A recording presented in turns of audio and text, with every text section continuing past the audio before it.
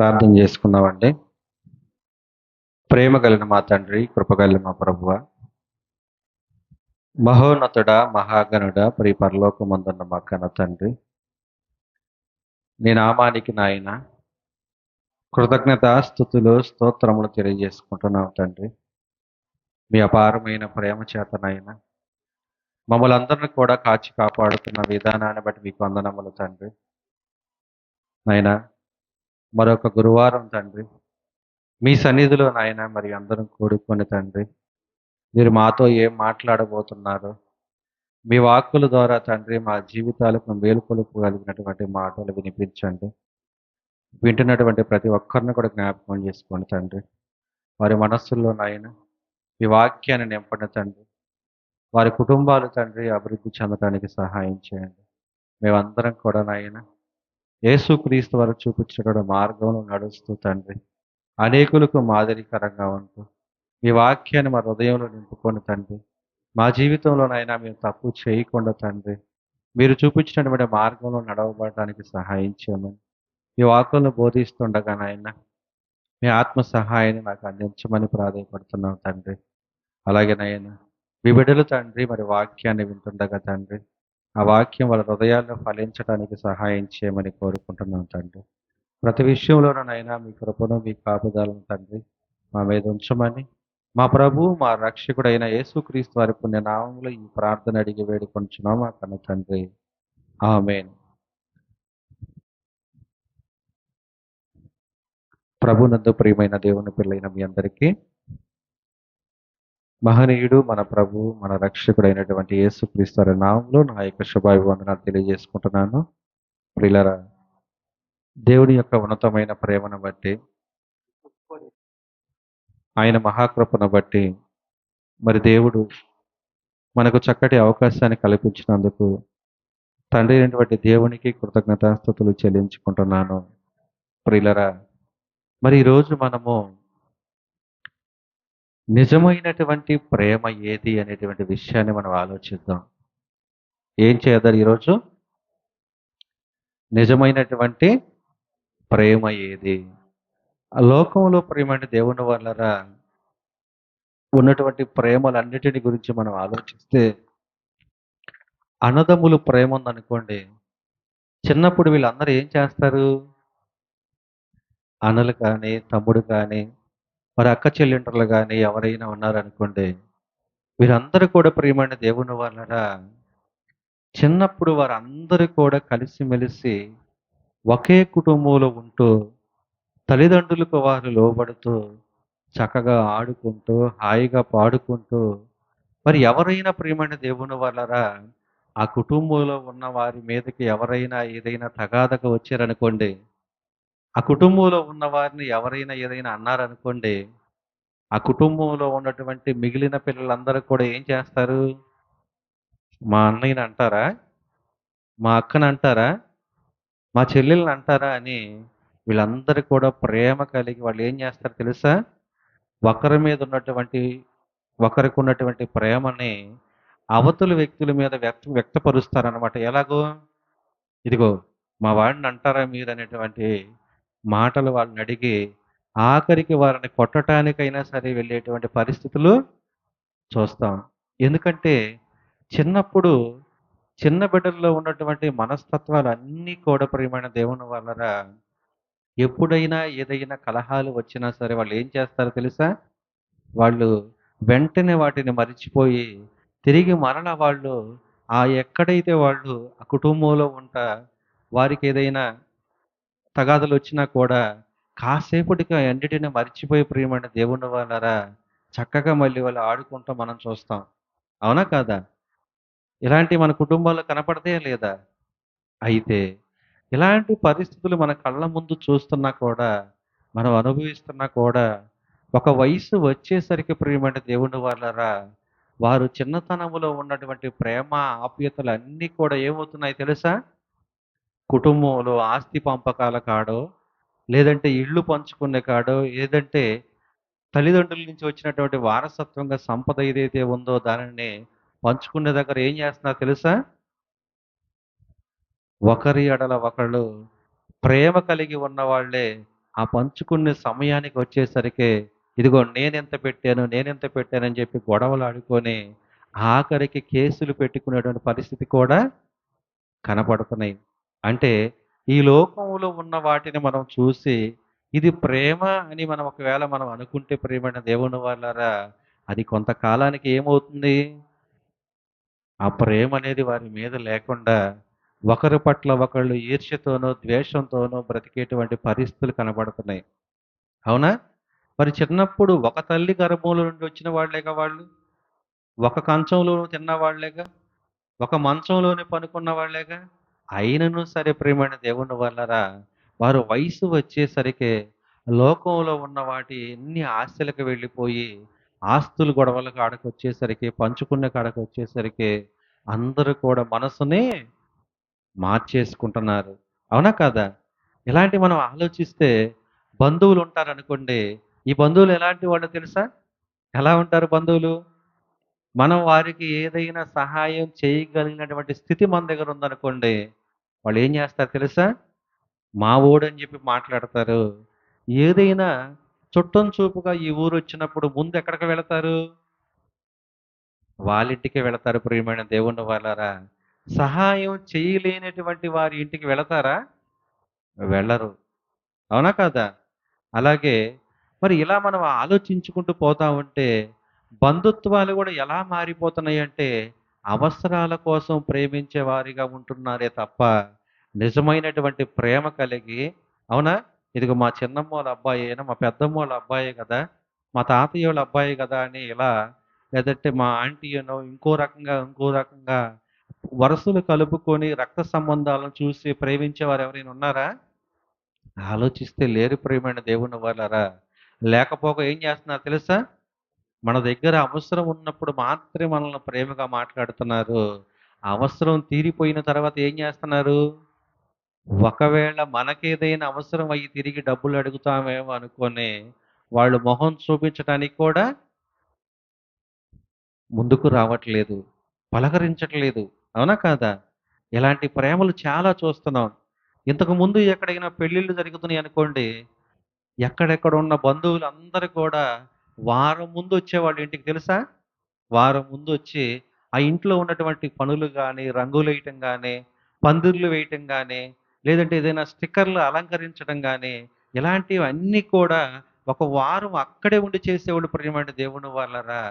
కానీ ఈరోజు పెళ్లి కార్డ్ ఇస్తే ఏ టయానికని పెళ్లి అడుగుతున్నారు గానీ, ముందు తారీఖు కూడా అడగట్లేదు. తెలుసా? పగలా, పెళ్లి పగలా, సాయంత్రం అని అడుగుతున్నారు. ఎందుకు?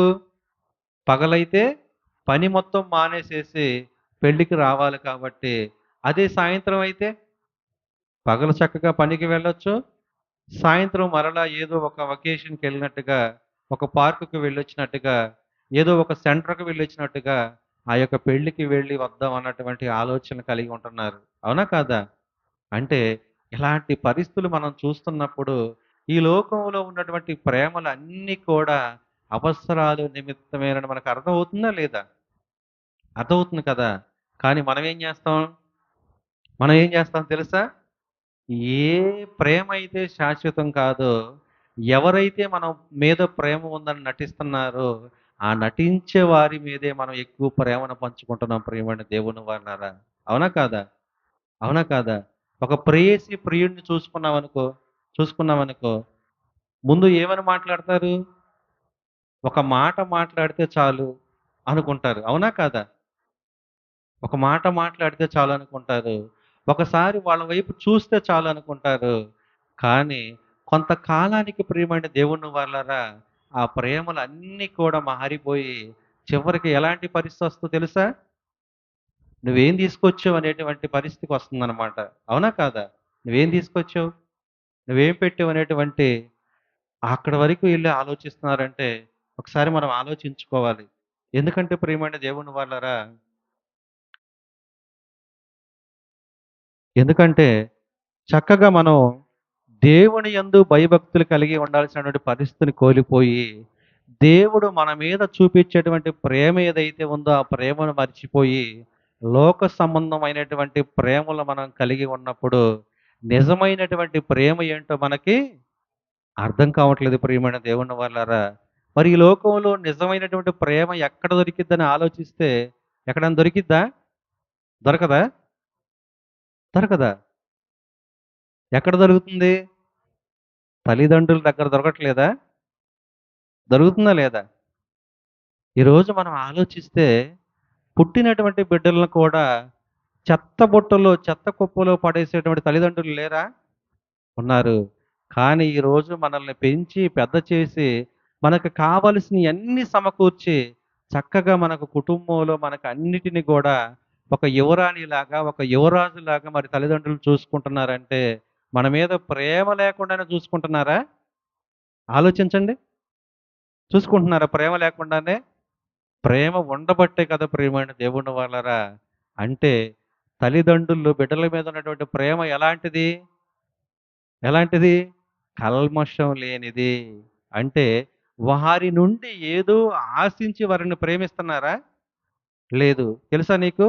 ఏదైనా మనం వెకేషన్‌కెళ్ళామనుకోండి, లేదంటే ఎవరి దగ్గర నుంచైనా మనకు ఫోనొచ్చిందనుకోండి, ఆ ఫోను వచ్చినప్పుడు మనతో మీరు బాగున్నారా? అని మాట్లాడతారు. ఆ! బానే ఉన్నాం అంటాం. ఆళ్ళెలా ఉన్నారు? ఈళ్ళెలా ఉన్నారు? అని అడిగిన తర్వాత వాళ్ళేం చేస్తారో తెలుసా? మెల్లిగా మాటల్లో మాటలు కలిపి నాకొక 10,000 అవసరం ఉంది. మరి ఏమన్నా సమకూరుస్తావా? అని అడుగుతారు. అవునా? కాదా? ఎందుకు? ముందు ప్రేమగా ఎందుకు మాట్లాడుతున్నారు? అంటే వారికి అవసరం ఉంది కాబట్టి ఎప్పుడు ఫోను చేయని వారు గూడా ఫోను చేసి ఏం జేస్తారు? పలకరిస్తారు ప్రియమైన దేవుని వాళ్ళారా. అంటే ఇలాంటి పరిస్థితులన్నీ కూడా మన కళ్ళ ముందు చూస్తున్నప్పుడు తల్లిదండ్రులు మాత్రం మనకెలా ఉంటారు? ఎలా ఉంటారు? మన నుంచి ఏమి ఆశించకుండా, కల్మషం లేకుండా ఉండేటువంటి తల్లిదండ్రులు దేవుడు మనకిచ్చాడంటే, అంతకంటే గొప్ప భాగ్యం మనకేమైనా ఉందా? కానీ మనం ఏం జేస్తున్నాం తెలుసా? నువ్వు నాకేం పెట్టావయ్యా అనేటువంటి పరిస్థితికి తిరిగి వెళ్ళిపోయాం ప్రియమైన దేవుని వాళ్ళారా. మరి జన్మనిచ్చిన తర్వాత వాళ్ళని పెంచి అవునా? తెలుసా నీకు? నీకెందుకంటే నీకు ఈ విషయాలు చెప్తున్నాను ప్రియమైన దేవుని వాళ్ళారా. నీకు మా మరదలే ఉంది. మా మరదలు అంటే మా తమ్ముడు భార్య. మా తమ్ముడు భార్య పెళ్ళయిన తర్వాత పుట్టిన బిడ్డలుంటారు కదా! పుట్టిన బిడ్డలు 1కి, 2కి వెళితే ఎలా తీసివెయ్యాలి? అమ్మో! నేను పెంచలేనేమో అనేటువంటి ఆలోచనొచ్చింది ఆ యమ్మాయికి. ఎవరికి? మా మరదలకి. మరి 9 నెలలు గర్భాన మోసిన తర్వాత ఆ బిడ్డ పుట్టినప్పుడు ఆ బిడ్డని 1కెళ్ళినా, 2కెళ్ళినా సరే ఈరోజు తనే దగ్గరుండి శుభ్రపరుస్తుందంటే ఆ ప్రేమ ఎక్కడి నుంచొచ్చింది? ఆలోచించండి. అలా ఒక్క మా మరదలే కాదండి. ఒక్క మా మరదలే కాదు. పెళ్లి గాని ప్రతి పిల్లలు కూడా ఇలాగే ఆలోచిస్తారు. ఎందుకో తెలుసా? వాళ్ళు యుక్త వయసుకొచ్చిన తర్వాత వాళ్ళు ఉండేటువంటి పరిస్థితులుంటాయి కదా! ఆ పరిస్థితుల్లో వాళ్ళు ఉండేటువంటి నీట్‌నెస్‌ని బట్టి వాళ్ళు చిన్నగా ఏదైనా ఒక నీట్‌గా లేనటువంటి ప్రదేశం ఏదైనా ఉందనుకోండి, ఆ ప్రదేశాన్ని చూసి అక్కడ వెళ్ళడానికి కూడా ఇష్టపడరనమాట.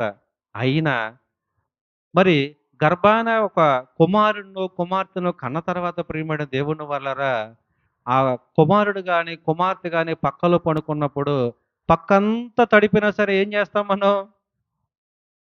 అక్కడే పనుకుంటాం మనం కూడా. అవునా కాదా? తెల్లార్లు పద్దాక లెగవగలుగుతాం మనం? ఒకసారయితే లెగుస్తాం. రెండోసార్లయితే లెగుస్తాం. ప్రతిసారి లెగవాలంటే కాదనమాట. మరి అలాంటి పరిస్థితుల్లో తల్లిదండ్రులు ఏం చేస్తున్నారు? వారి మీద స్వచ్ఛమైనటువంటి ప్రేమను చూపిచ్చి, వారు బాగుండాలని వారికి కావలసినటువంటి ప్రతిది కూడా సమకూరుస్తున్నారు ప్రియమైన దేవుని వాళ్ళరా. కానీ ఈరోజు సమాజం ఎలా అయిపోయిందో తెలుసా? ఎలా అయిపోయిందో తెలుసా? ఇదిగో నన్ను తక్కువగా చూస్తున్నారు. వాడినే ఎక్కువగా చూస్తున్నారు. అనేటువంటి ఆలోచనకి వెళ్ళిపోతున్నారు. అవునా కాదా? తల్లిదండ్రులకి ఇద్దరు పిల్లలున్నారనుకోండి. ఇద్దరు పిల్లల్లో ఒక పిల్లవాడు డబ్బులు లేని స్థితిలోనో, సంపాదన లేని పరిస్థితుల్లోనో, లేదంటే ఏదైనా తాగి తిరిగి వ్యసనాలకు బానిసయ్యాడనుకోండి. ఇంకొక కుమారుడు చక్కగా పని చేసుకుంటూ, డబ్బు సంపాదించుకుంటూ హాయిగా ఉంటున్నాడనుకోండి. ఈ తల్లికి ఎవరి మీద ఎక్కువ ప్రేమగా ఉంటది చెప్పండి? ఇద్దరి మీద ప్రేమగా ఉంటది.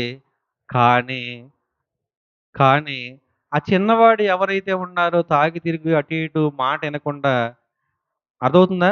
అతన్ని కనిపెట్టుకుంటూ ఉంటుందన్నమాట. ఎందుకు? వాడి జీవితం ఎక్కడ ఆగిపోయిపోతుందో. అలా అని పెద్దవాడి మీద ప్రేమ లేకుండా పోయిద్దా? ప్రేమ ఉంటది ప్రియమైన దేవుని వల్లరా. అయితే వాడికి మన ద్వారా సహాయం పొందేంత అవసరము లేదు. తన కాళ్ళ మీద అతను నిలబడేటువంటి పరిస్థితి ఉంది కాబట్టి, ఈ చిన్నవాడు పరిస్థితి బాగుండలేదు కాబట్టి, వాడికి ఏదైనా సహాయం చేసి, వాడిని కూడా ఒక మంచి స్థితిలో నిలబెడదామని తల్లిదండ్రులు కోరుకుంటారు తప్ప, అది జరుగుతున్నప్పుడు మనం ఏం చేస్తాం తెలుసా? అదిగో చూసారా? తీసుకెళ్ళి అన్నీ వాడికే పెట్టిద్ది అని అంటారా లేదా? అంటే అతన్ని వదిలేయమనా? పట్టించుకుంటే ఏదైనా దారిలోకొస్తాడేమోనని జెప్పి, అతన్ని పట్టుకొని కావాల్సినన్ని సమకూరుస్తారే తప్ప, అంతేకాని మిగిలిన వారి మీద ప్రేమ లేదని కాదు ప్రియమైన దేవుని వాళ్ళరా. ఇలా మనం ఆలోచించుకుంటూ పోతా ఉంటే చూడండి యెషయా గ్రంథము, యెషయా గ్రంథము 49వ అధ్యాయము 15, 16 వచనం చదవండి. స్త్రీ తన గర్భమున పుట్టిన బిడ్డని కరుణింపకుండా తన చంటి పిల్లను మరుచునా? చూసారా? ఒక స్త్రీ అంట తన గర్భమున పుట్టిన బిడ్డ. అంతేనా? ఇంకేమైనా అన్నాడా? పక్కన వాళ్ళ పిల్లల్ని అన్నాడా? ఈరోజు ఎలా ఉందో తెలుసా సమాజం? ఎలా ఉందో తెలుసా? ఈరోజు అంత అప్డేట్‌లో ఉంది ప్రియమైన దేవుని వాళ్ళరా. కొంతమంది తల్లుల పరిస్థితి ఎలా ఉందంటే, పెళ్లి కాకముందే వాళ్ళు అక్రమ సంబంధాలు పెట్టుకొని అర్థమవుతుందా? అంటే అక్రమ సంబంధాలు పెట్టుకున్నారంటే స్త్రీదేనా తప్పు? పురుషుడిది లేదా? పురుషుడిది కూడా ఉంటుంది ప్రియమైన దేవుని వాళ్ళరా.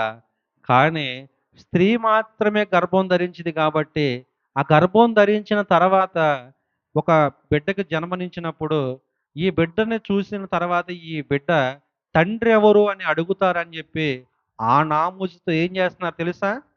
ఈ గర్భాన పుట్టినటువంటి బిడ్డల్ని, ఆ పసికందుల్ని రోడ్డు మీద ఆ కుప్పతొట్టల్లోనే వదిలేసి వెళ్ళిపోయేటువంటి పరిస్థితికి వెళ్తున్నారు. అవునా కాదా? అందుకని ఏమంటున్నారు తెలుసా? స్త్రీ తన గర్భమున పుట్టిన బిడ్డని కరుణింపకుండా తన చంటి పిల్లను మరుచునా? అసలు మరుస్తారా? 99% స్త్రీలు తన గర్భాన పుట్టినటువంటి బిడ్డల్ని అస్సలు వదిలిపెట్టరు ప్రియమైన దేవుని వాళ్ళరా.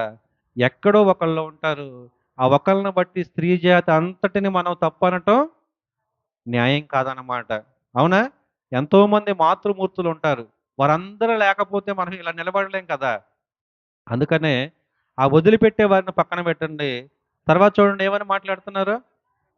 వారైనా మరచుదురు గాని నేను నిన్ను మరవను. చూసారా? వారైనా మరచుదురు గాని ఎప్పుడు మరుస్తారు తల్లిదండ్రులు బిడ్డల్ని? వారు యుక్త వయస్సు వచ్చిన తర్వాత, వారికి పెండ్లి చేసిన తర్వాత, ఆ పెండ్లి చేసిన తర్వాత వారి మీద అంత ప్రేమ ఉంటదా? ప్రేమ తగ్గిపోతుంది. ఎందుకు? ఆల్రెడీ ఒక అమ్మాయిని ఒక అబ్బాయి చేతికి, ఒక అబ్బాయి ఇంటికి పంపించేసాం గదా! అక్కడ వాళ్ళు వాళ్ళ కుటుంబం, వాళ్ళ ఫ్యామిలీ, వాళ్ళ రిలేషన్ అలా ఏర్పడుతుంది కాబట్టి ప్రేమైతే ఉంటది.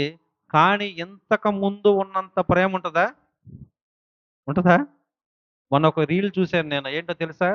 ఆ రీల్ ఏంటంటే ఆహ్, ఒక పిల్ల తల్లి అడుగుతుంది ఏమనంటే, "అమ్మ నీకెవరంటే ఇష్టం?" అని అడుగుతుంది పాప. ఆ డాడీ అంటున్నాడు, అమ్మ నువ్వు నాకంటే ఇష్టమేని" అంటుంది తల్లి. ఏమని? "నీవు నాకంటే ఇష్టమే" అంటుంది. తర్వాత ఏమంటుంది తెలుసా? "నువ్వంటే ప్రాణం" అంటుంది. ఎవరు? తల్లి పిల్లని అంటుంది, "నువ్వంటే నాకు ప్రాణం" అంటుంది. పక్కన తమ్ముడున్నాడు. తమ్ముడంటే ఇష్టం. పిల్లంటే ప్రాణం అంట. ఓకే. బాగానే ఉంది. ఆ పిల్లేం చేస్తుంది తెలుసా? "సరేమా నువ్వంటే నాకు ప్రాణం అన్నావు కదా! ఈ ఆస్తి అంతా నాకు రాసియమంది." అర్థమవుతుందా? ఈ ఆస్తి అంతా రాసివ్వమంటే, "కాదు కాదు ఆస్తేమో తమ్ముడిది.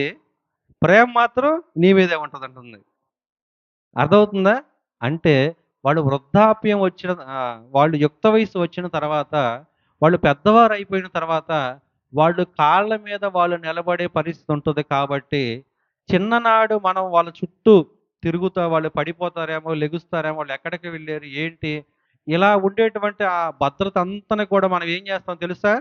ఇంక వాళ్ళు పెద్దోళ్ళు అయిపోయారు కాబట్టి వాళ్ళ పనులు వాళ్ళు చేసుకుంటారులే, మనకెందుకులే అని చెప్పేసి మనం మన పనులు మనం చూసుకుంటాం అన్నమాట.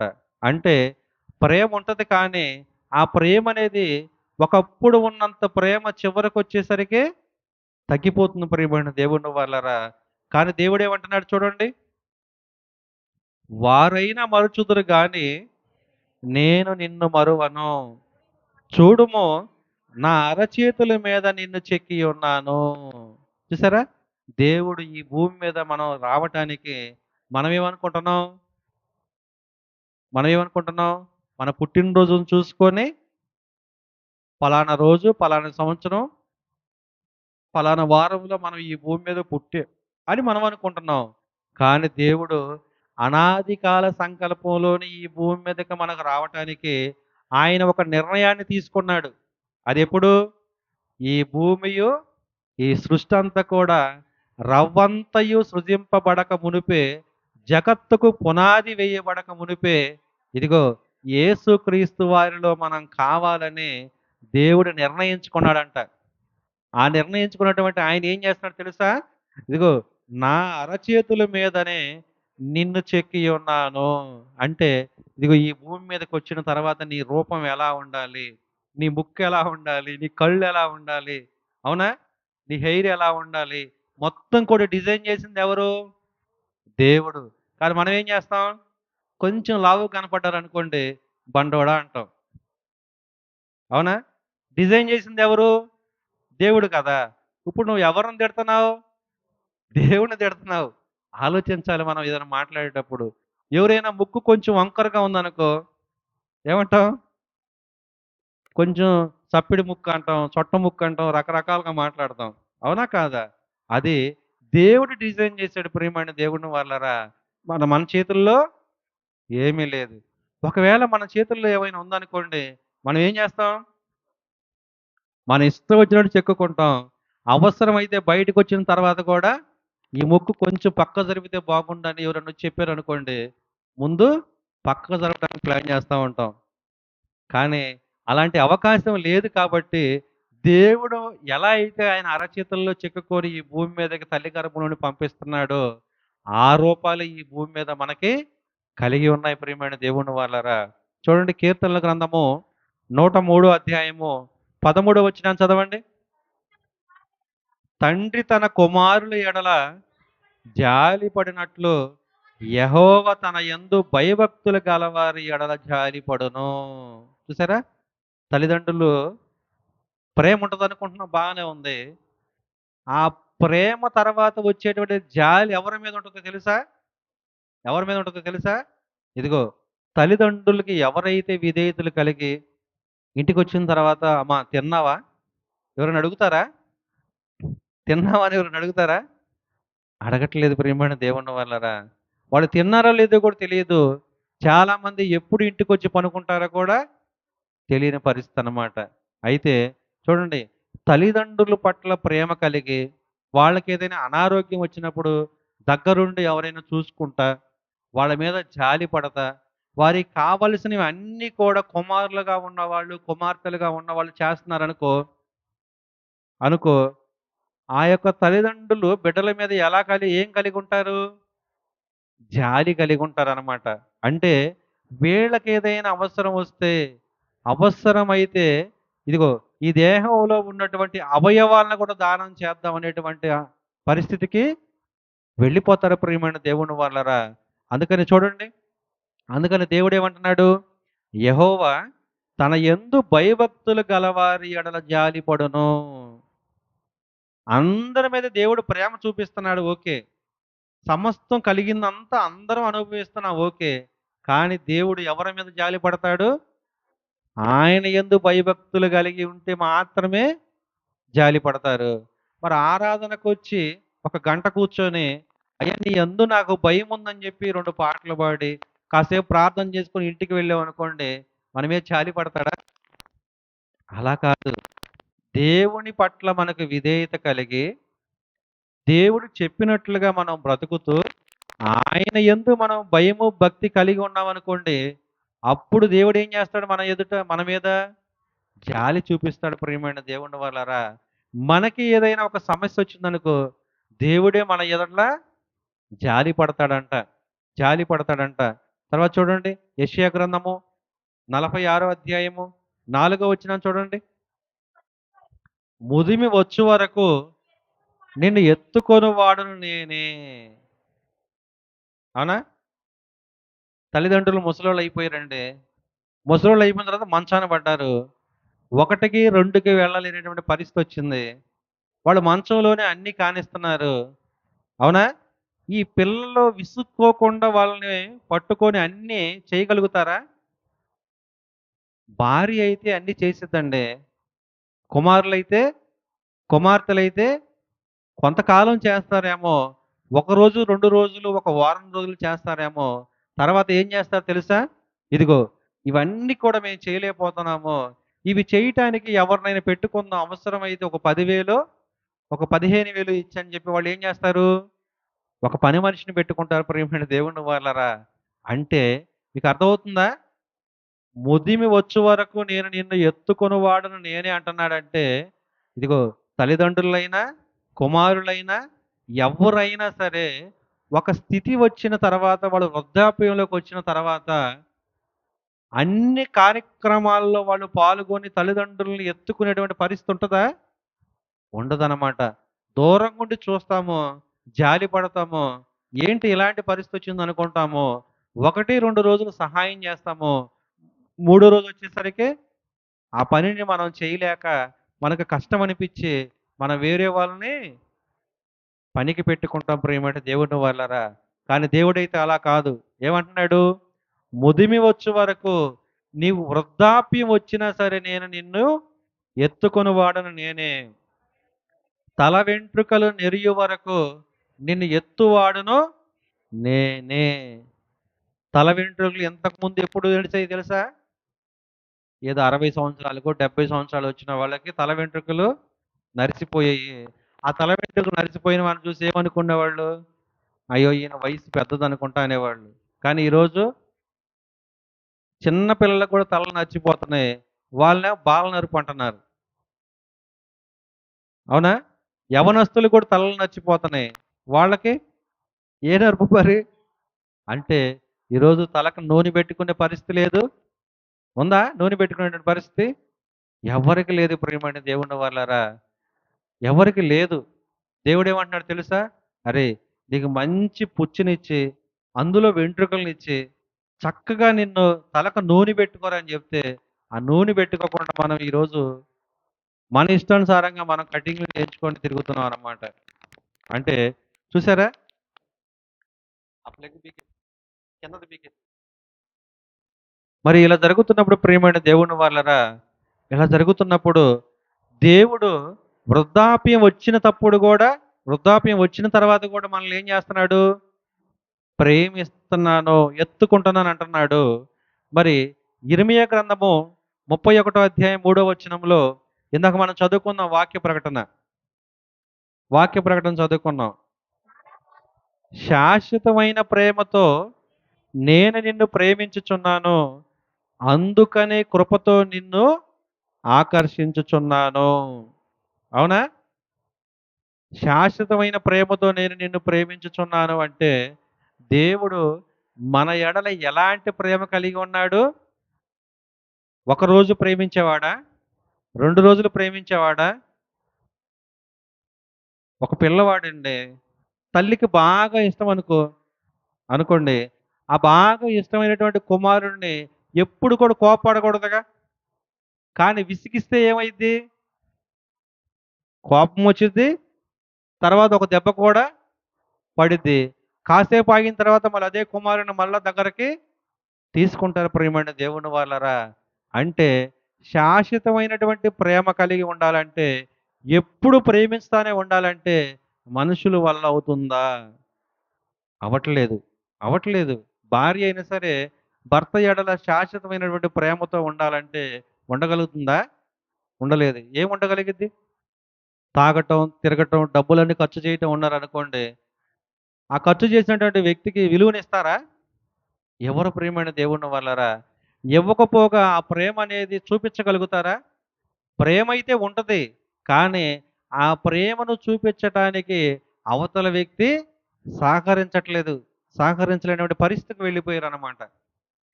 అలాంటప్పుడు ఏమవుతుంది? కుటుంబంలో ఒకరి మీద ఒకరికి ప్రేమ లేకుండా మొత్తం కుటుంబం అంతా కూడా ఎవరికి వారే యమునా తీరనటువంటి పరిస్థితికి వెళ్ళిపోతుందనమాట. అందుకని దేవుడేమంటున్నాడో తెలుసా? శాశ్వతమైనటువంటి ప్రేమతో నేను నిన్ను ప్రేమించుచున్నాను. అందుకని కృపతో నిన్ను ఆకర్షించుచున్నాను. అంటే మనుషులు ప్రేమనేది మారవచ్చేమో గానీ, దేవుడు ప్రేమ ఎప్పటికి కూడా మారదు. శాశ్వతం అంటే ఎంతకాలం? ఒక భర్త భార్యకి ప్రేముందనుకోండి, ఆ ప్రేమ ఎంతకాలం చూపించగలదు? ఆ భర్త బతికున్నంత వరకే కదా! చనిపోయిన తర్వాత కూడా ప్రేమ చూపించగలదా భర్త మీద? చూపించలేదు ప్రియమైన దేవుని వాళ్ళరా. చూపించలేదు కాబట్టి, శాశ్వతమైనటువంటి ప్రేమంటే ఒకసారి ఆలోచిద్దాం మనం. శాశ్వతమైనటువంటి ప్రేమ గురించి. యోహాను సువార్త, యోహాను సువార్త 3 అధ్యాయము 16 వచనం చూడండి. దేవుడు లోకమును ఎంతో ప్రేమించెను కాగా ఆయన తన అద్వితీయ కుమారునిగా పుట్టిన వాని యందు విశ్వాసముంచు ప్రతి వాడును నశింపక నిత్య జీవం పొందునట్లు ఆయనను అనుగ్రహించెను. దేవుడు లోకమును ఎంతో ప్రేమించెను. ఓకే, బాగానే ఉంది. ఆయన తన అద్వితీయ కుమారుడు అంటే ఎవరు? ప్రభు అయినటువంటి యేసుక్రీస్తు వాని యందు విశ్వాసముంచు ప్రతి వాడును నశింపక నిత్య జీవము పొందునట్లు ఆయనను అనుగ్రహించెను. చూసారా? అంటే దేవుడి ప్రేమ ఎలాంటిదో తెలుసా? ఎలాంటిదో తెలుసా? మనం ఈ భూమి మీద బ్రతికి ఉన్నప్పుడు మాత్రమే మనల్ని ప్రేమించేవాడు అనుకుంటున్నారా? కాదు ప్రియమైన దేవుని వాళ్ళరా. మనం చనిపోయిన తర్వాత కూడా దేవుడు మనల్ని ప్రేమిస్తున్నాను అంటున్నాడు. ఎలాగ చూడండి. ఫిలిప్పీయులకు రాసిన పత్రిక 2వ అధ్యాయము 6, 7 వచనాలు చూడండి. ఫిలిప్పీయులకు రాసినటువంటి పత్రిక 2వ అధ్యాయము 6వ వచనం, 7వ వచనం. యేసుక్రీస్తు వారు దేవుని స్వరూపము గలవాడై ఉండి దేవునితో సమానంగా ఉండుట విడిచిపెట్టకూడని భాగ్యమని ఎంచుకొనలేదు. ఏమర్థమైంది మీకు? యేసుక్రీస్తు వారు ఎవరనుకుంటున్నారు? తండ్రి అయినటువంటి దేవుని స్వరూపము. దేవునితో సమానంగా ఉండుటకు ఆయనకు భాగ్యం ఉందా లేదా? ఉంది. అలాంటి భాగ్యాన్ని ఏం చేశాడో తెలుసా? భాగ్యమని ఎంచుకోలేదంట. అంటే ఏంటి తెలుసా? ఆ తర్వాత చదవండి అర్థమైద్ది. కానీ మనుషుల పోలికగా పుట్టి దాసుని స్వరూపమును ధరించుకొని తన్ను తాను రిక్తునిగా చేసుకొనెను. అంటే దేవుని స్వరూపము కలిగినటువంటి ఆయన ఎవరి స్వరూపంలోకి వచ్చాడు? దాసుని స్వరూపంలోకి వచ్చాడు ప్రియమైన దేవుని వాళ్ళరా. దాసుడు అంటే ఏంటో తెలుసా? ఏంటి? సేవకుడేగా. ఒకరి కింద లోబడి బ్రతికేటువంటి స్థితేగా. అవునా కాదా? అయితే యేసుక్రీస్తు వారికి పరలోకంలో తండ్రి దగ్గర ఏ స్థానం ఉంది? సమానమైనటువంటి స్థానం ఉంది. ఆ స్థానాన్ని ఆయన నాకిది భాగ్యము, ఇక దీన్ని వదులుకోననేటువంటి ఆ మాట కాకుండా మన కోసం ఆయన ఏం చేశాడో తెలుసా? ఏం చేశాడో తెలుసా? ప్రాణం పెట్టడం కాదు. ముందు పరలోకంలో ఉన్నటువంటి తండ్రితో సమానంగా ఉన్నటువంటి ఆ యొక్క అధికారాన్ని ఆయన వదిలివేసుకున్నాడు ప్రియమైన దేవుని వాళ్ళరా. వదిలివేసుకొని ఏం చేశాడు? ఈ లోకానికి శరీరధారిగా వచ్చాడు. దాసుని స్వరూపాన్ని ధరించుకున్నాడు. తన్ను తాను రిక్తునిగా చేసుకున్నాడు.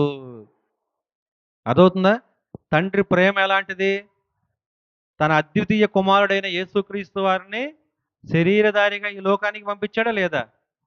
పంపించాడా లేదా? అంటే ఇదిగో మన కోసమేనా దేవుడు యేసుక్రీస్తు వారిని ఈ లోకానికి పంపించింది? మన కోసమేనా? యేసుక్రీస్తు వారు సిలువలో ప్రాణత్యాగం చేసింది మన కోసమేనా? ఆయన ఈ భూమి మీద ఉన్నప్పుడు శ్రమలు అనుభవించింది మన కోసమేనా? ఇన్ని విషయాలు మీకు తెలిసినప్పుడు, మన కోసమైనటువంటి మీకు అర్థమైనప్పుడు, తండ్రి యేసుక్రీస్తు వారిని ఎక్కువ ప్రేమిస్తున్నాడా? మనల్ని ఎక్కువ ప్రేమిస్తున్నాడా చెప్పండి? అర్థమవుతుందా నేను చెప్పిన మాట? ఎవరిని ఎక్కువ ప్రేమిస్తున్నాడు? మనల్ని అధికంగా ప్రేమిస్తున్నాడు కాబట్టి, మనల్ని కావాలని కోరుకుంటున్నాడు కాబట్టి, తన కుమారుడైనటువంటి యేసుక్రీస్తు వారిని కూడా సిలువ శ్రమలు అనుభవించడానికి, దాసుని స్వరూపం ధరించుకొని ఈ లోకానికి రావటానికి యేసుక్రీస్తు వారిని ఈ లోకానికి పంపించాడు. అంటే ఆయన ప్రేమ మన మీద ఎలా ఉందో అర్థమవుతుందా?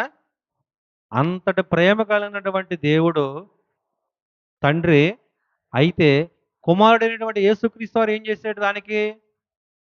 తండ్రి యొక్క ఆజ్ఞకి శిరసావహించి తండ్రితో సమానంగా ఉండుటకు వదిలిపెట్టకూడలేని భాగ్యాన్ని ఆయన వదులుకొని మన కోసం తన్ను తాను రిక్తునిగా చేసుకొని ఈ లోకానికి ఆయన వచ్చి ఎన్నో శ్రమలు అనుభవించి సిలువలో ప్రాణత్యాగం చేసి ఆఖరి రక్త పొట్టు వరకు కూడా కార్చి మనకేం చేశాడు ఆయన?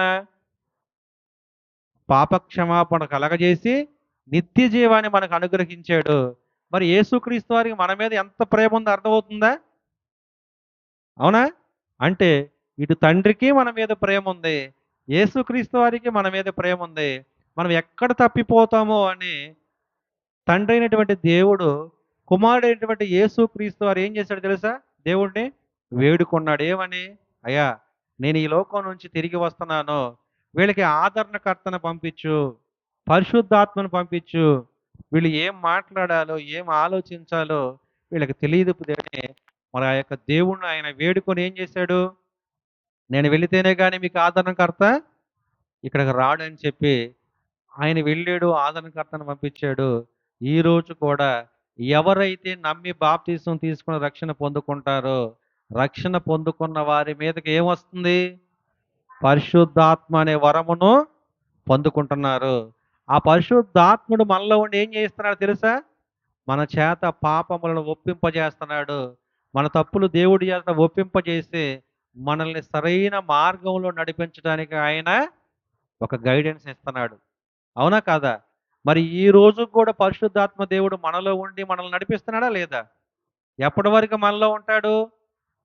మనం ఈ భూమి మీద వదిలి వెళ్ళిపోయినంత వరకు, యేసుక్రీస్తు వారు రెండో రాకడ వచ్చేంత వరకు కూడా ఈ లోకంలో పరిశుద్ధాత్మ దేవుడు ఉంటాడు కదా! అంటే పరిశుద్ధాత్మ దేవుడికి కూడా మన మీద ప్రేమ ఉందా? ఉంది. ఎలాంటి ప్రేమది? స్వచ్ఛమైనటువంటి ప్రేమైనటువంటి దేవుని వాళ్ళారా. అందుకనే చూడండి హెబ్రీయులు రాసిన పత్రిక 5వ అధ్యాయము 7, 8 వచనాలు చూసుకుంటే, ఆయన శరీరధారి అయిన దినములలో మహారోదనతోనూ, కన్నీళ్లతోనూ తన్ను మరణము నుండి రక్షింపగల వానికి ప్రార్థనలు, యాచనలు సమర్పించి భయభక్తులు కలిగి ఉన్నందున ఆయన అంగీకరింపబడెను. అంటే ఎన్ని శ్రమలు అనుభవించాడో యేసుక్రీస్తు వారు తెలుసుకోవడానికి ఈ వచనం మనకు అర్థమవుతుంది. అవునా కాదా? మహారోదనతోను, కన్నీళ్లతోనూ తన్ను మరణము నుండి రక్షింపగల వాని తండ్రి అయినటువంటి దేవునికి ఆయన ఏం చేస్తున్నాడు? ప్రార్థనలు చేస్తున్నాడు, యాచనలు సమర్పిస్తున్నాడు, భయభక్తులు కలిగి ఉన్నాడు. అందుకనే యేసుక్రీస్తు వారు ఏ పరలోకంలో తండ్రితో సమానంగా ఉండుటకు వదిలిపెట్టుకోలేనటువంటి భాగ్యాన్ని వదిలిపెట్టుకొని ఈ లోకానికి వచ్చాడు. ఆయన చనిపోయిన తర్వాత పునరుద్ధానుడై తిరిగి లేచిన తర్వాత అదే సమానత్వపు హక్కును మరలా ఏం చేశాడు ఆయన?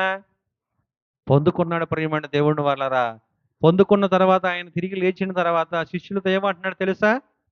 పరలోకమందును, భూమి యందును నాకు సర్వాధికారము ఇయ్యబడింది అన్నాడా లేదా? అంటే యేసుక్రీస్తు వారు అంగీకరింపబడ్డాడనేగా. మరి ఈరోజు ఆ తండ్రి చూపించేటువంటి ప్రేమ గాని, కుమారుడైనటువంటి యేసుక్రీస్తు వారు చూపించేటువంటి ప్రేమ గాని, పరిశుద్ధాత్మ దేవుడు చూపించేటువంటి ప్రేమను గాని పొందుకునేటువంటి పరిస్థితుల్లో మనం ఉన్నామా? ఉన్నామా? ఒక చిన్న మాట చెప్తా వింటారా? వింటారా? కొడుకు ప్రియమైన దేవుని వాళ్ళరా బండి కావాలని అడిగాడు. ఏంటది? బండి. ఎంత అనుకుంటున్నారు కాస్ట్? ఎంత అనుకుంటున్నారు? ఒక 3,00,000 బండి.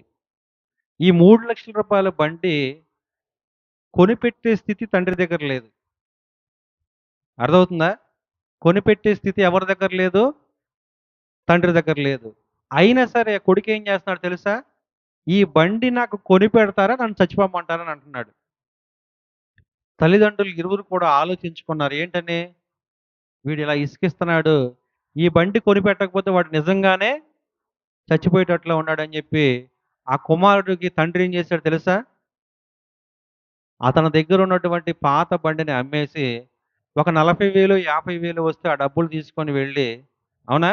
ఆ డబ్బులతో ఆయన ఏం చేశాడో తెలుసా? ఫైనాన్స్ కట్టి ఈఎంఐ పెట్టాడనమాట, డబ్బులు కట్టి. ఈఎంఐ పెట్టిన తర్వాత ఆ బండి తీసుకున్న తర్వాత ఆ స్పీడ్‌గా వెళ్ళి ప్రియమైన దేవుని వాళ్ళరా ఒకదానికి కొట్టేసేసి ఆయన ఏమయ్యాడు? చనిపోయాడు. చనిపోయిన తర్వాత పోలీసులు ఎంక్వైరీ చేసుకొని తీసుకొచ్చి ఆ తండ్రి దగ్గరికి వెళ్ళి ఎంక్వైరీ చేస్తున్నారు. "అయ్యా! నువ్వేం పని చేస్తావు ఏంటని?" ఆటో తోలుతానంటున్నాడు. ఆటో తోలి ఆయనకి నీ కుమారుడికి రూ. 3,00,000 బండెందుకు? ఏం చేస్తాడు నీ కుమారుడు అంటే, వాడు ఏం చేయడయ్యా. ఏం చేయకపోగా మరలా ఏం జరుగుతుందంటే, బండి కొనిపెడతావా? చచ్చిపోమంటావా అని అడుగుతున్నాడు.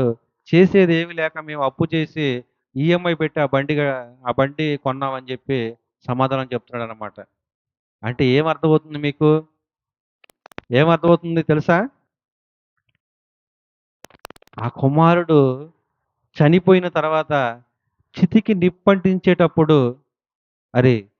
ఇదిగోరా, నేను చనిపోతే నాకు తల కొరివి పెట్టాల్సినటువంటి నీవు చనిపోతే నీ తలకి నిప్పట్టించేటువంటి పరిస్థితి నాకెందుకు తీసుకొచ్చావని తండ్రి అడుగుతున్నాడు. సమాధానం ఉందా దానికి? ఉందా? లేదు ప్రియమైన దేవుని వాళ్ళారా. అంటే మనం ఏం ఆలోచించాలో తెలుసా? తండ్రి కుమారుడిని ప్రేమిస్తున్నా సరే, ఆ ప్రేమను పొందుకునేటువంటి పరిస్థితి కుమారుడికి లేదన్నమాట.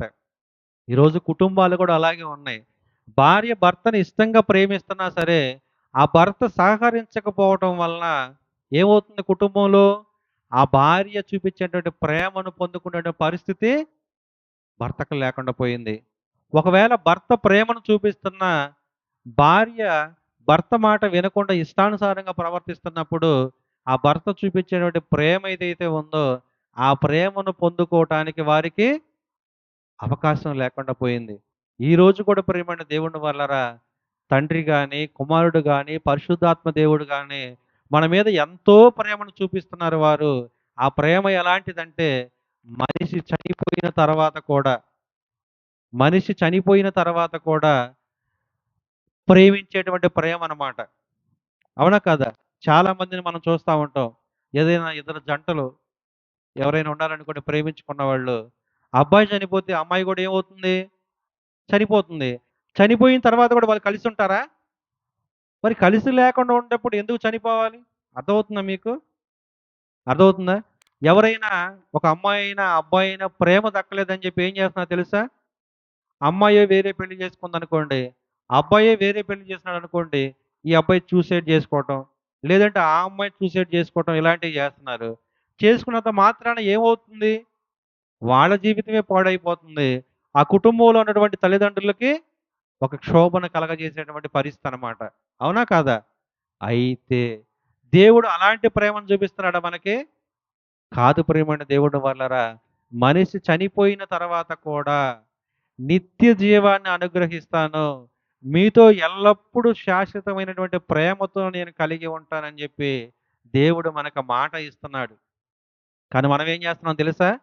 ఆ దేవుడు ప్రేమను నిర్లక్ష్యం చేసి ఆదివారం ఆరాధనకు వస్తున్నాం బాగానే ఉంది. గురువారం ఆరాధనకు వస్తున్నాం బాగానే ఉంది. మిగిలిన రోజుల్లో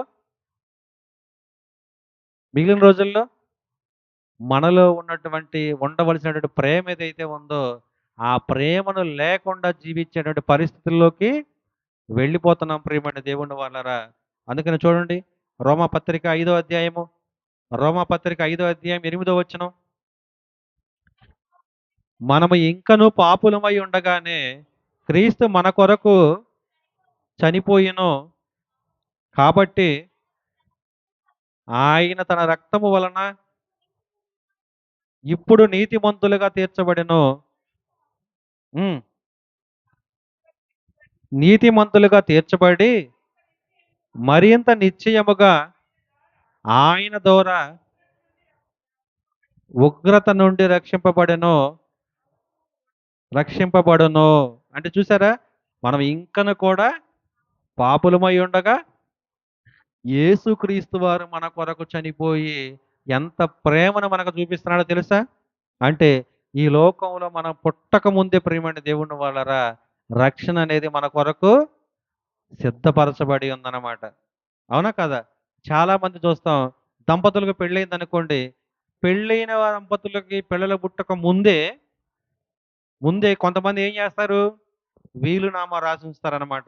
ఇదిగో నా కుమారుడు గనక కుమారుడు పుట్టినా ఈ ఆస్తి వాళ్ళకి చెందిద్దని రాస్తారనమాట. అలా వీలునామా రాసినప్పుడు ఆళ్ళకి బిడ్డలు కలగక ముందే ఈ వీలునామా రాసి ఉందా లేదా? అంటే వాళ్ళు పుట్టక ముందే వాళ్ళు ఆస్తి కలిగి ఉన్నారనమాట. అలాగే ప్రియమైన దేవుని వాళ్ళరా, ఈ లోకంలో కూడా మనం తల్లి గర్భంలో నుంచి రాక మునిపే దేవుడు మనకేం చేశాడు? పాప క్షమాపణ కలగజేయటం కోసం ప్రభు అయినటువంటి యేసుక్రీస్తు వారిని సిలువలో ప్రాణత్యాగం చేసి మనకేం చేశాడు? దేవుడు మన ఎడల తన ప్రేమని వెల్లడిపరుస్తున్నాడనమాట. అంటే అంత గొప్ప ప్రేమ దేవుడిది. అంత గొప్ప ప్రేమ. ఈరోజు మనం ఎవరైనా సరే దంపతులు పెళ్ళైన వాళ్ళు గాని, ముందు పెళ్లి కాని వాళ్ళు ఎవరైనా ఉన్నారనుకోండి. రాబోయే కాలంలో పెళ్లి చేసుకుంటాం. మనకు పిల్లలు పుడతారని, ఆ పిల్లల అకౌంట్‌లో ఎవరైనా డబ్బులేస్తారా? అసలు పిల్లలే పుట్టలేదు కదా! అర్థమవుతుందా లేదా? కానీ దేవుడు అలాంటి వాడు కాదు. ఆయన ప్రణాళికలో పలానా టయానికి పలానా వాళ్ళు ఈ లోకంలో వస్తారని తెలుసు కాబట్టి, ముందుగానే ఏం చేశాడాయన? మన మీద ఉన్నటువంటి ప్రేమతో రక్షణ భాగ్యాన్ని మనకి సిద్ధపరిచి ఉంచాడు ప్రియమైన దేవుని వాళ్ళరా. ఇప్పుడు మనం ఆలోచిస్తే దేవుడి ప్రేమ ఎలాంటిదో చెప్పండి? మార్పు లేనిది, స్వచ్ఛమైనది, డంబము లేనిది. అవునా? నిబంధన కలిగింది, సర్వోన్నతమైనటువంటి ప్రేమ. అవునా కాదా? మరి షరతులేమైనా ఉన్నాయా? యేసుక్రీస్తు వారు రక్తంలో కడగబడడానికి. అవునా? మరి యేసుక్రీస్తు వారు రక్తంలో కడగబడిన తర్వాత మన బాప్తీసం ద్వారా రక్షణ పొందుకుంటాం కదా! ఆ రక్షణ పొందుకునేటప్పుడు షరతులేమైనా ఉంటాయా మనకి? ఇదిగో మీరింత డబ్బులు ఇస్తేనే మీకు రక్షణ కలిగిద్ది అని ఏమన్నా దేవుడు అంటాడా?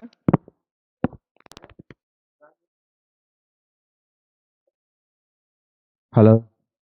అలా ఏమన్నా అంటాడా? అని ఆలోచిస్తే దేవుడు అలాంటి వాడు కాదంట.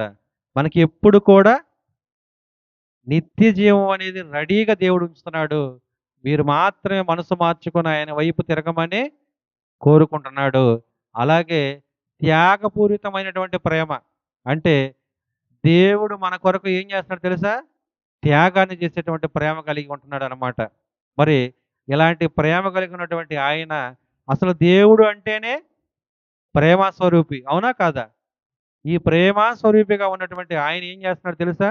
కొరింథీయులకు రాసినటువంటి మొదటి పత్రిక 13 అధ్యాయం 13 వచనం చూడండి ముగించుకుందాం. కాగా విశ్వాసము, నిరీక్షణ, ప్రేమ ఈ మూడును నిలుచును. వీటిలో శ్రేష్టమైనది ప్రేమయే. చూసారా? అంటే దేవుడు ఒక మూడిటిని తీసుకొచ్చాడు సెపరేట్‌గా. ఏంటయ్యవి? ఒకటి విశ్వాసము, 2 నిరీక్షణ. ఈ విశ్వాసం అనేది ఎప్పుడు కలిగిద్ది మనకి? దేవుడు మనతో మాట్లాడుతున్నప్పుడు, బైబిల్ ద్వారా దేవుడి విషయాలు రాయించినటువంటి విషయాలు మనం తెలుసుకున్నప్పుడు, అందులో ఉన్నటువంటి సత్యాన్ని మనం గ్రహించి ఇదా జరిగింది. మనం ఇక్కడి నుంచి వచ్చామా? మన పరిస్థితి ఇదా అని మనకు అర్థమైనప్పుడు మనకు విశ్వాసం కలిగిద్ది. విశ్వాసం కలిగిన దానికి మనం ఏం చేస్తాం? యేసుక్రీస్తు వారి మీద నిరీక్షణ కలిగి ఉంటాం. అంటే యేసుక్రీస్తు వారు రెండో రాకడలో వస్తాడు. మనలందరికీ నిత్య జీవాన్ని ఇస్తాడనేటువంటి నిరీక్షణ మనం కలిగి ఉంటామా లేదా? కలిగి ఉంటాం. అయితే ఈ ప్రేమ అనేది ఒకటుంటది. ఈ ప్రేమ అనేది ఏంటి? తండ్రి ప్రేమిస్తున్నాడు, కుమారుడు ప్రేమిస్తున్నాడు, పరిశుద్ధాత్మ దేవుడు ప్రేమిస్తున్నాడు. మనల్ని కూడా ఏమంటున్నాడు? ప్రేమ కలిగి ఉండుటకు ప్రయాసపడుడి. ఒకరినొకరు ప్రేమ కలిగి ఉండండి అని మాట్లాడుతూ అన్నిటికి మూలము చివరికి ఏమంటున్నాడు? వీటిలో శ్రేష్టమైనది ప్రేమయే. ఈ ప్రేమ లేకపోతే దేవునిలో ఉన్నట్టు కాదు అని తేల్చేశాడు. ఏమని తేల్చేశాడు? ప్రేమ లేకపోతే. అందుకని దేవుడు ఏమంటున్నాడు తెలుసా? ఎవరినైనా సరే ప్రేమించాలి. అయితే వారు చేసేటువంటి తప్పుడు పనులు ఏదైతే ఉన్నాయో వాటిని మాత్రమే ద్వేషించాలని దేవుడు మాట్లాడుతున్నాడు. అవునా కదా? అందుకనే అన్నిటికంటే శ్రేష్టమైనది ఏంటి? ప్రేమ. ఈ ప్రేమ అనేది ఎప్పటికి కూడా నిలిచి ఉండేది. ఈ భూమి మీద తల్లిదండ్రులు ప్రేమ అయినా సరే మనం బ్రతికి ఉన్నంత వరకే ఉంటదేమో గానీ, దేవుని ప్రేమ మాత్రం చనిపోయిన తర్వాత కూడా మన ఎడల ఆయన ప్రేమ కలిగి ఉంటున్నాడు. ఆ ప్రేమే శాశ్వతమైనటువంటి ప్రేమ. శాశ్వతమైనటువంటి ప్రేమ శాశ్వతంగా ఉండేటువంటి పరలోకాన్ని మనకి ఇవ్వాలని దేవుడు ఆశపడుతున్నాడు. మరి మనం ఆ ప్రేమ కలిగి ఉందామా? ఉందామా? లేదంటే చిన్న చిన్న మాటలకి ఇసుక్కుందామా? కోప్పడదామా? అలాంటి ప్రేమనే మనం కలిగి ఉండి, దేవుడు మనకిచ్చేటువంటి ఆ పరలోకం ఏదైతే ఉందో, ఆ నిత్య జీవాన్ని మనం అందరం పొందుకోవాలని మనస్ఫూర్తిగా కోరుకుంటూ నా మాటలు ముగిస్తున్నాను. ప్రార్థన చేసుకుందాం. ప్రేమ, కృప, కనికరం కలిగినటువంటి మా కన్న తండ్రి, నీ నామానికి స్తుతి చెల్లిస్తున్నాము నాయన. ప్రేమ స్వరూపిగా ఉన్నటువంటి మీరు నాయన, మా మీద ఉంచినటువంటి